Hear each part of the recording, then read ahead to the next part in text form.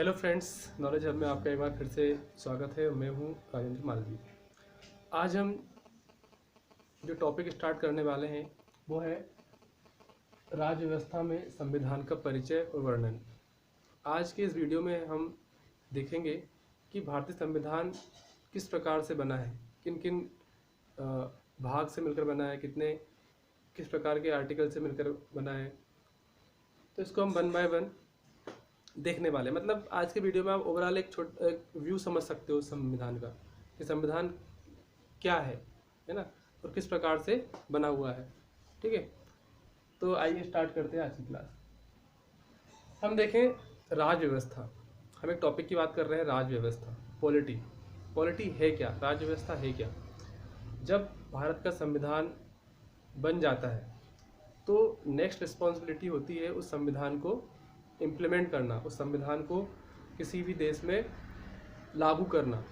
तो किस प्रकार से वह संविधान लागू होगा, तो उस संविधान को लागू करने के लिए क्या होता है, वहाँ की सरकार क्या करती है, कानून बनाती है ना, कई प्रकार के कानून जो कि जनहित में होते हैं। फिर कई प्रकार की संस्थाएं बनाती है ना, जो कि सामूहिक रूप से क्या कहलाएगा, आपका राज्य व्यवस्था कहलाता है।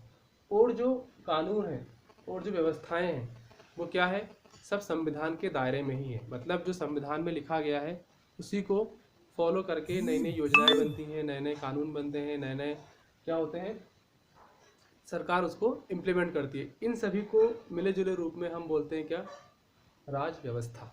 क्या बोलते हैं, राज व्यवस्था। अब हम देखेंगे नेक्स्ट हमारा टर्म है गवर्नेंस। ये गवर्नेंस क्या होता है, गवर्नेंस मतलब शासन। शासन किसी भी गणतंत्र देश में कैसे होता है, वहाँ के द्वारा चुनी गई सरकार के द्वारा। कैसे होता है, वहाँ के द्वारा चुनी गई सरकार। और जब सरकार चुन ली जाती है, ठीक है, तो सरकार का चयन भी संविधान के अनुसार होता है। और जो चुनी हुई सरकार है ना, वह काम कैसे करती है, तो वह भी जब काम करती है तो वो भी भारतीय संविधान के अनुसार ही काम करती है। ठीक है, तो यदि हम संविधान की बात करें तो हमारा संविधान किस प्रकार से बना है, तो हमारे संविधान में कई भाग आपको देखने को मिलेंगे। इन भाग के अंतर्गत कई अध्याय आपको देखने को मिल जाएंगे। फिर उनमें कई आर्टिकल्स हैं, अनुच्छेद है, धाराएं हैं, परंकुत है, उप परंकुत हैं, अनुसूचियां हैं। तो ये क्या है, इन सभी से मिलकर हमारा भारतीय संविधान बनता है। ठीक है, नेक्स्ट क्लास में हम सबको डिटेल में स्टेप बाय स्टेप समझने वाले हैं। आज की क्लास में हम देखेंगे ओवरऑल व्यू। ठीक है, यदि हम संविधान के वर्णन की बात करें तो संविधान में कौन कौन सा हिस्सा कितने % है।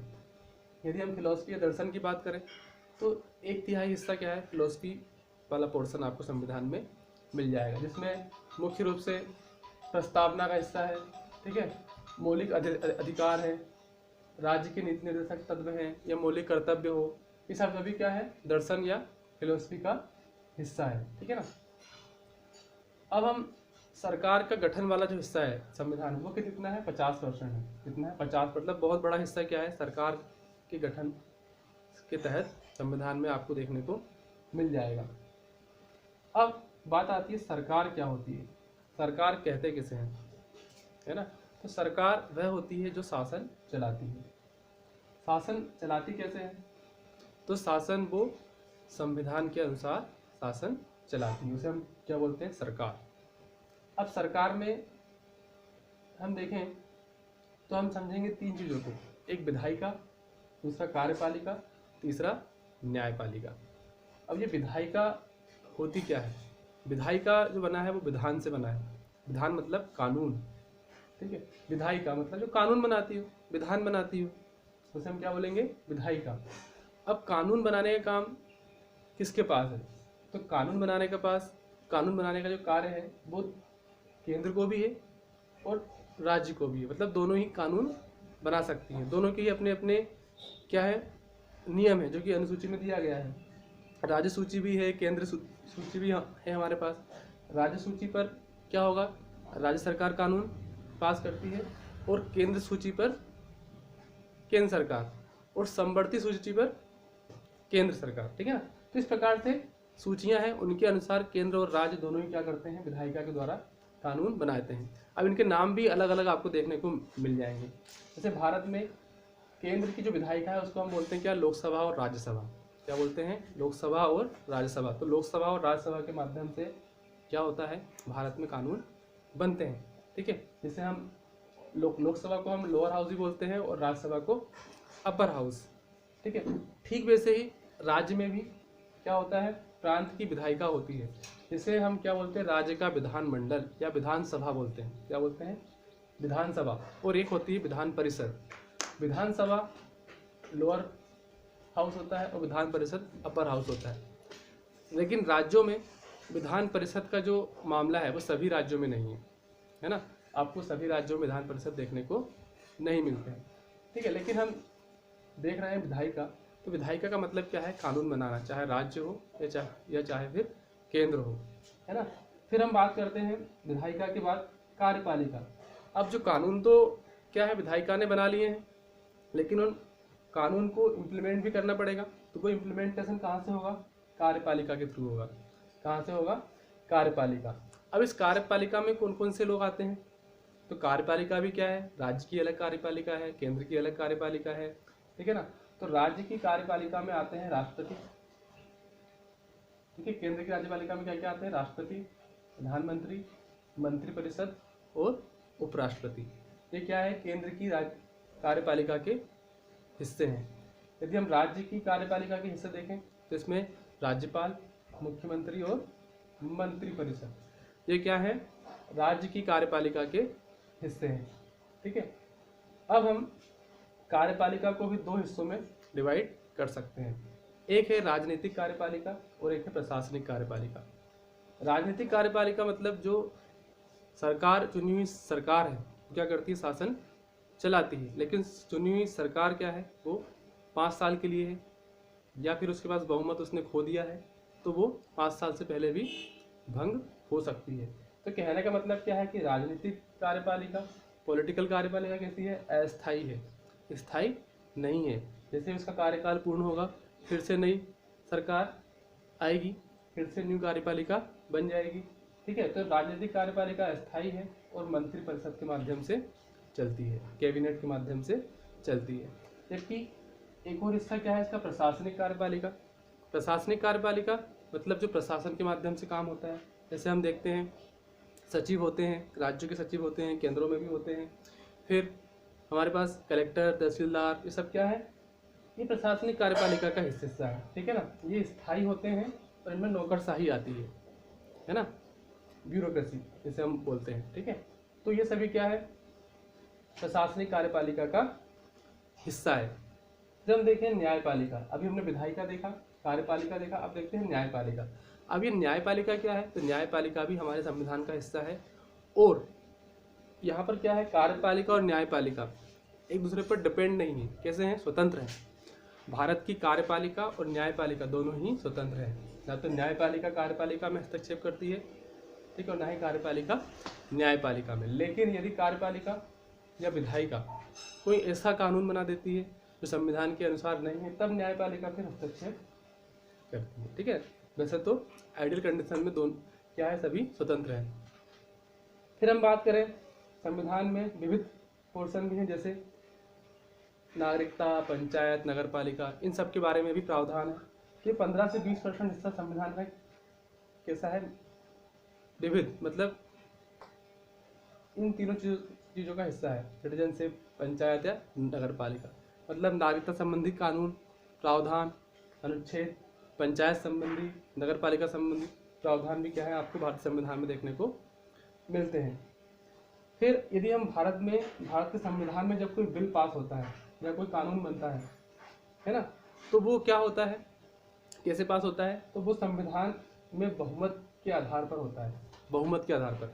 ठीक है, अब ये बहुमत क्या होता है, तो बहुमत जो है विधायिका या फिर विधायिका मतलब लोकसभा, राज्यसभा, यहाँ पर पास होता है, या फिर राज्य की बात हो तो राज्य विधानसभा या विधान परिषद में पास होता है। ठीक है, लेकिन जो बहुमत है वो पर्टिकुलर विषय के अनुसार क्या होता है, अलग अलग तरीके से बहुमत से पारित होता है। तो बहुमत भी क्या है, 3 प्रकार का होता है। ठीक है, बहुमत 3 प्रकार का होता है। एक होता है आपका क्या, कि जो किसी विधायिका में उपस्थित और उसके मतदान करने वाले लोगों का 2/3 बहुमत, वो क्या होता है आपका एक प्रकार का बहुमत हुआ। दूसरा है उपस्थिति और मतदान करने वाले सदस्यों का 2/3 बहुमत और कुल सदस्यों के आधे से कम ना हो, मतलब जितने सदस्य बैठे हैं उससे कम भी नहीं होना चाहिए और 2/3 चाहिए। तीसरा है कुल सदस्य का 2/3, सिर्फ जो सदस्य जितने भी सदस्य हैं उनका 2/3। तो इस प्रकार से संविधान में क्या है, बहुमत के भी अलग अलग तरीके हैं। तो ये हमने अभी पढ़ा है, जो विशेष बहुमत की बात थी। विशेष बहुमत में क्या क्या होना चाहिए, उपस्थित व मतदान करने वाले लोगों का 2/3 विशेष बहुमत में। पहला विशेष बहुमत का पहला टाइप हुआ। दूसरा टाइप क्या है कि मतदान करने वाले सदस्यों का 2/3 बहुमत और उपस्थित लोगों के संख्या से आधे से कम ना हो, मतलब कुल संख्या से आधे से कम भी नहीं होना चाहिए, मतलब जितने भी लोग हैं उसमें। और तीसरा है कुल सदस्य का 2/3। ये 3 प्रकार के विशेष बहुमत होते हैं। एक हमारा है साधारण बहुमत। साधारण बहुमत मतलब उपस्थित और मतदान करने वाले सदस्यों का बहुमत। उपस्थित जितने लोग उपस्थित हैं और मतदान जिन लोगों ने किया है उन लोगों का बहुमत क्या होता है, साधारण बहुमत। और एक है प्रभावी बहुमत। प्रभावी सदस्य का बहुमत क्या कहलाता है, प्रभावी मतलब जितने उस पर्टिकुलर बिल को पास करने के लिए जितने प्रभावी लोगों की आवश्यकता है वो क्या होगा, प्रभावी सदस्य का बहुमत कहलाएगा। तो इस प्रकार से हमने क्या देखा, बहुमत के बारे में समझा। तो आज की क्लास में हमने देखा क्या क्या देखा, कार्यपालिका के बारे में समझा। कार्यपालिका क्या होती है कि संविधान जो देश का बना है उसको देश में लागू करने के लिए सरकार क्या करती है, अलग अलग कानून बनाती है, समय समय पर योजनाएं बनाती है और उनको इम्प्लीमेंट करती है। इसी को हम कार्यपालिका कहते हैं। फिर हमने देखा गवर्नेंस। गवर्नेंस मतलब जो देश को चलाती है, शासन करने का तरीका क्या कहलाता है, गवर्नेंस। फिर इसमें जो गवर्नेंस होती है वो संविधान के अनुसार चलती है। फिर हमने देखा संविधान के अलग अलग हिस्से में कितना पोर्शन किस पार्ट को लेकर है, जैसे दर्शन का पोर्शन 1/3 है, सरकार गठन 50% है, ठीक है ना। फिर हमने देखा सरकार क्या होती है, सरकार जो शासन चलाती है उसको हम क्या बोलते हैं, सरकार। फिर हमने देखा विधायिका, केंद्र की विधायिका को हम लोकसभा व राज्यसभा बोलते हैं, और राज्य की विधायिका को हम राज्य विधानमंडल या विधान परिषद बोलते हैं। कार्यपालिका, यदि केंद्र की कार्यपालिका की बात करें तो उसमें राष्ट्रपति, प्रधानमंत्री, मंत्रिपरिषद और उपराष्ट्रपति आते हैं, जबकि राज्य की कार्यपालिका में राज्यपाल, मुख्यमंत्री और मंत्रिपरिषद आते हैं, ठीक है। न्यायपालिका की बात करें तो न्यायपालिका क्या है, एक स्वतंत्र है, ठीक है। जब भी कोई विधायिका ऐसा कानून बनाती है जो संविधान के अगेंस्ट है तब न्यायपालिका उसको रद्द करने का अधिकार रखती है। फिर हमने देखा कि विविध वाला जो पोर्शन है, विविध मतलब संविधान का जो विविध पोर्शन है उसमें 15 से 20% क्या है, विविध पोर्शन है, जिसमें नागरिकता, सिटीजनशिप, पंचायत या नगर पालिका संबंधित विषय हैं। फिर इसके अलावा हमने देखा संविधान में बहुमत क्या होता है, साधारण बहुमत देखा हमने। इसके अलावा हमने देखा प्रभावी बहुमत और विशेष बहुमत, ठीक है। तो आज की क्लास में इतना ही। पिछले वीडियो में भी हमने पॉलिटी के ऊपर एक वीडियो बनाया हुआ है, आप उसको भी देख सकते हो, ठीक है। इसके अलावा हमने अदर टॉपिक्स जो कि यूपीएससी से प्रीलिम्स से रिलेटेड हैं उस पर भी हमने वीडियो बनाए हुए हैं, उनको भी आप देख सकते हैं, ठीक है। So thank you for watching.